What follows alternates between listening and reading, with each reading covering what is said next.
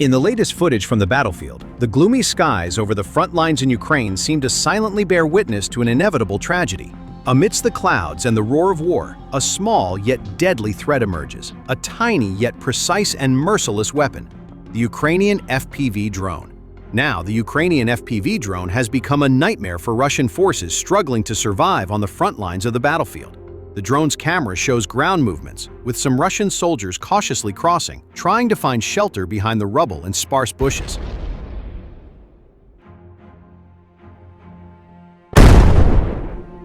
From above, their every move becomes even clearer as the FPV drones lock onto their targets and take off at full speed. They run, one by one, some trying to hide behind trees, others trying to lie low in the open field, and even a few daringly darting into the undergrowth, hoping to escape surveillance.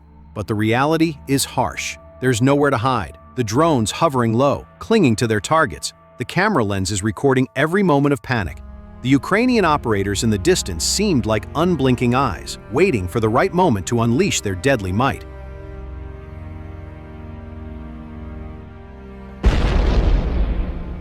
Amidst the increasingly tense atmosphere, the first explosion struck in rapid succession, followed by brief screams that were quickly drowned out by the dust and flames.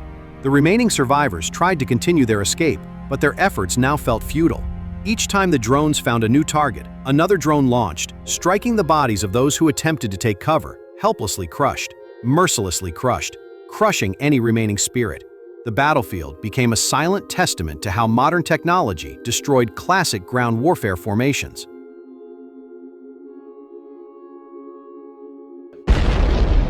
Towards the end, it became clear that the Russian forces had no choice. Those who remained could only wait their turn, while the FPV drones continued to hunt until the last one was eliminated. There was nowhere to hide, no way to escape. The tragedy unfolded quickly, but left a lasting impression. On this battlefield, there were no second chances.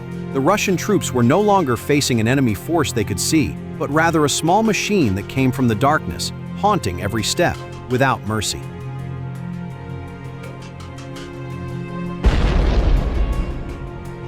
Now, the ground they fled from is silent, with helpless bodies scattered about, silent proof that modern warfare offers no room for those technologically defeated.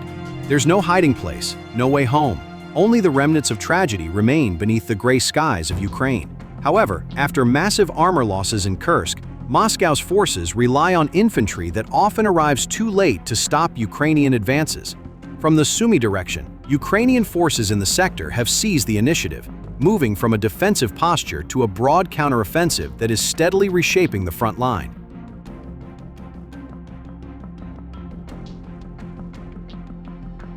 The momentum shift is allowing Ukrainian units to dictate the pace of battle, breaking down Russian cohesion and allowing elite enemy forces to be encircled. Recently, Ukrainian forces started successfully advancing near Kindrativka, Andriivka, Oleksivka, Yablunivka, Yunakivka. They have been supported by a series of airstrikes against Russian concentrations of forces and effective disruption of enemy reinforcement attempts, with the Russians trying to cross a local lake being targeted by drones.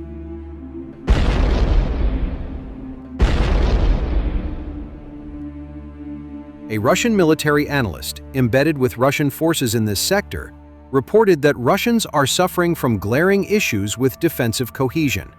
However, this is the cause of Russia's defensive failure. Fire coordination is ineffective against Ukrainian assaults. Requested reinforcements often never arrive, and counterattacks are delayed by several days. Ukrainian commanders are exploiting these weaknesses with precision, forcing Russians into a defensive posture they cannot maintain.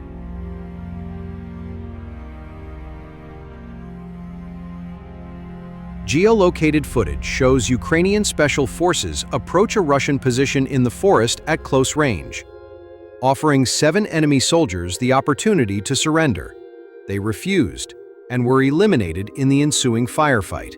And while clearing the area, inaccurate Russian mortar fire only came down after the Russian soldiers were already eliminated, wounding one soldier who was quickly evacuated and survived his wounds.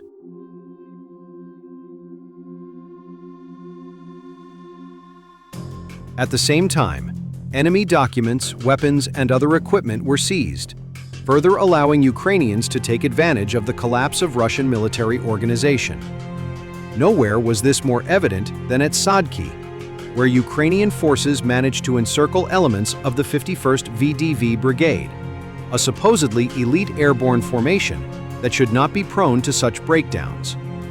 Sadki itself remains under Ukrainian control, but reports indicate that Russian soldiers have been trapped and eliminated in the nearby forest spanning 15 square kilometers.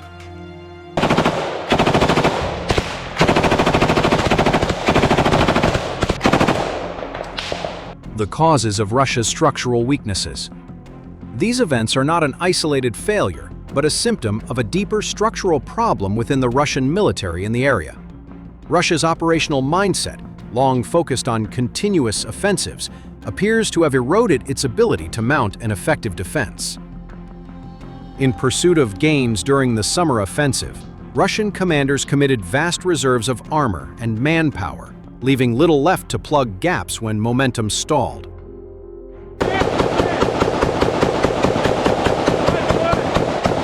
The fighting in Kursk was particularly costly.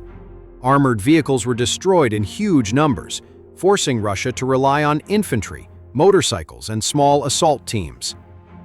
Now in Sumy, most Russian soldiers move on foot, taking them days to reach the front line, and they can't respond effectively when Ukrainians attack. Additionally, North Korean troops were annihilated by Ukrainian cluster munitions, 200 soldiers at a time, and the Russian infantry that remains is exhausted, making the Russian Sumy front thinly manned and dangerously vulnerable.